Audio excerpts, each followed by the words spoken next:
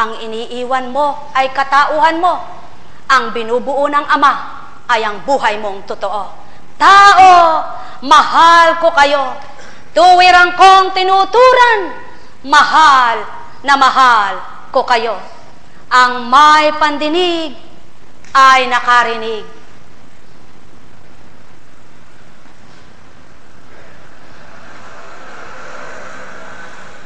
Buhay po ba ang Diyos? Buhay po ba ang Diyos? Buhay nga po ba ang Diyos? At siya ng pawang katotohanan, mga mahal ko. Kaya nga kung minsan nakikinig ka ng mensahe na antok ka, kasi iba nang nasa sa iyo dahil antok na antok ka para hindi mo marinig ang mensaheng mabuti. At yan po ang pawang katotohanan. Itaas niyo nga po ang kamay niyo kung mayroong mali sa mensahe ng Panginoon sa inyo.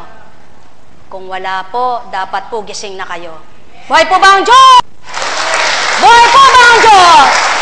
Buhay po ba ang Diyos? Sapagkat ang katotohanan ng aking tinuturan, magaling magkunwari si Satanas. Subalit matalino si Kristo. Kaya niyang suriin. Hindi ako ang nasa iyo.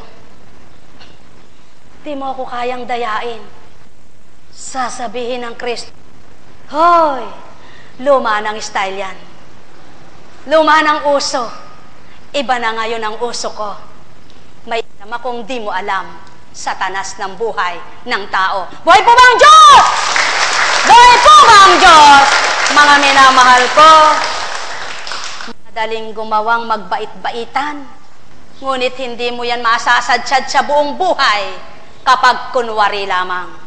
Ngunit kapag totoo, hanggang wakas ng maghapon, walang lalagpas na mali sa'yo.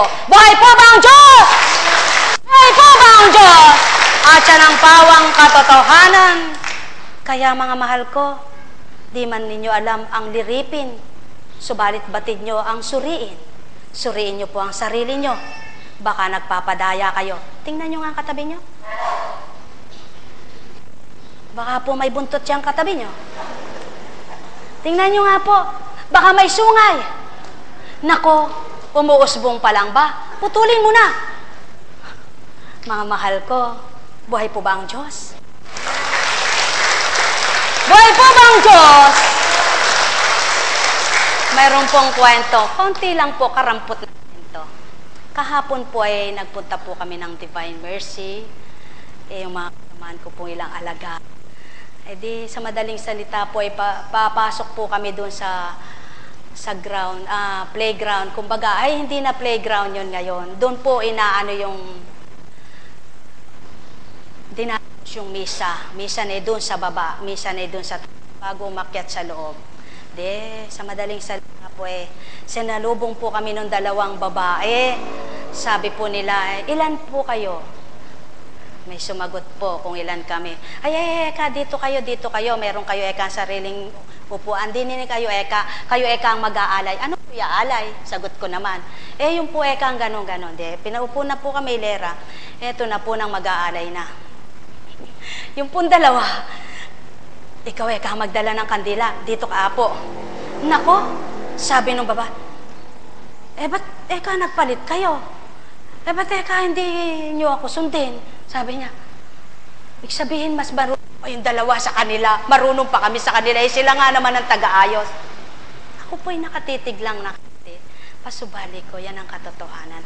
Naku po, hanggang nakapag-alay na kami, nakabusarga. Sabi, Diyos ko, tama ko, patawarin mo po siya. Nakita ang katotohanan, lumabas ang natural. Buhay po ba ang Diyos? Subalit kung ika'y totoong lingkod ng Ama, ano ba naman kung nagkapalit sila? Parehas na tao naman, hindi naman hayop ang sumunod. Tao rin naman, magkaiba lang ng naging pwesto. Sapagkat, pasubali ko, kaya tinura ng dalawa mong kasama, ikaw ang magdala, sapagkat sa pagtitiwala nila, ikaw ang Kristo na dinadaluyan ng Espiritu. At liwanag na una. Sumunod po yung dugo at tubig. Alak at tubig.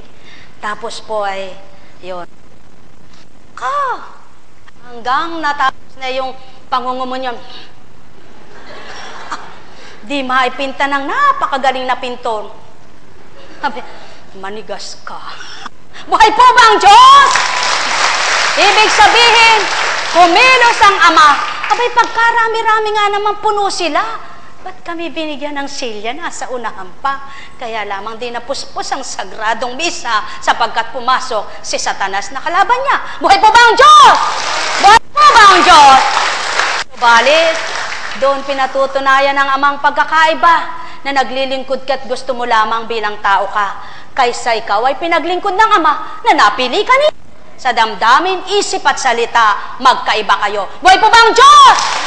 Sapagkat siya ng pawang katotohanan, mga mahal ko, wala ka bang silya?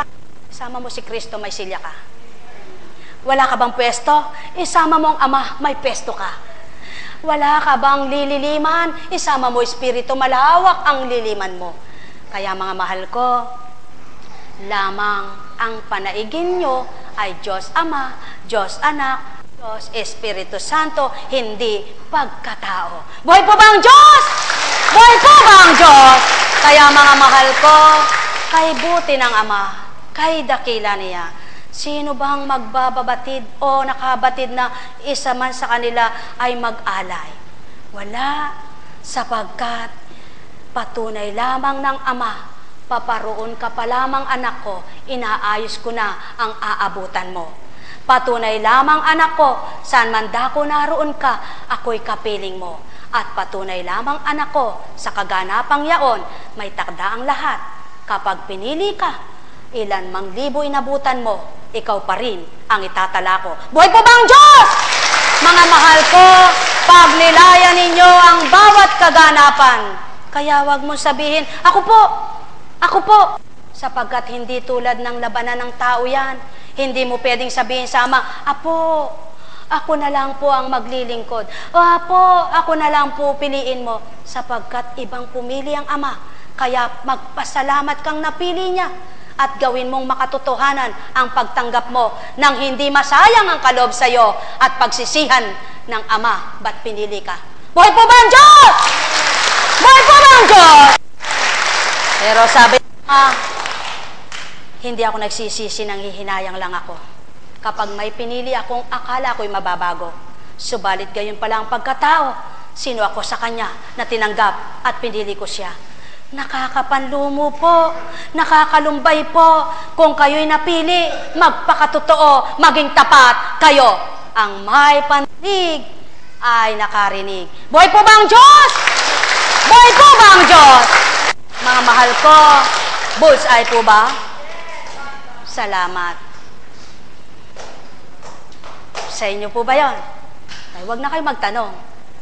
Sapagkat magkakasala kayo. Ang mahalaga, may puso ka ba?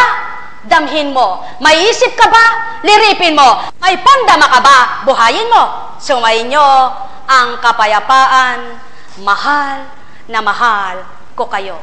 Tuwiran kong tinuturan sa ganang si Kunching. Hindi luluwal ang narinig nyo. Sa ganang katauhan, walang nailuwal sa inyo. Sa ganang Apo Kunching, kalaki pang aking espiritu, may narinig katao, bulayin mo. Sumayin nyo ang kapayapaan, mga minamahal. Gising na po ba kayo? Gising na po ba kayo? Naunawaan nyo na po ba? Ano kaya po, Kunching? Buhay po ba ang Diyos? Kailan po ang libing? Dalawang bendisyon na yun, di na po kami mag-aalay, ano? Patay na rin po yun. Patay na po yung dinalaw natin. 2:00 ng madaling araw. Buhay po ba ang Diyos? Buhay po ba ang Diyos? Eksakto po, 4 na araw, ano po? Yung lumagpas po yung araw, tama-tama po. 3 araw, ano po? Martes, Miyerkules, Huwebes, Biyernes, Sabado. Di po. Biyernes. Oo nga po. Biyernes, Sabado, Linggo. Tama po. Okay. Buhay nga po ba ang Diyos? 3 araw. Buhay po ba ang Diyos? Buhay. Ako po pala mali, ano? Kaya ng katotohanan, pag siya po Kunching nagsalita, mali. Kasi po bilang tao, hindi ko po alam kasi yun eh. Yun po. Patunay lamang po, kaya pag may nakakarinig, para magpatotoo sa sinabi ng Espiritu, hindi ng tao. Kaya po sa tuwina, laging may kasamang alagad si Apo Kunching para mayroong magpatotoo sa narinig. Sapagkat, bakit po ang sinasama yung medyo may tapang at katapatan? Sapagkat kung alagad ka man po, sabi mo lang, hindi po mababatid yun. Naganap. Pero, magagalit. Buhay po ba ang Diyos? Buhay po ba ang Diyos? Kaya mga alagad, nako, di baling madaldal kayo si totoo lang. Pero pigilin na ninyo yung bibig nyo kung di totoo dinadaldal nyo. Buhay po ba ang Diyos? Buhay po ba ang Diyos? Si Cecil matapang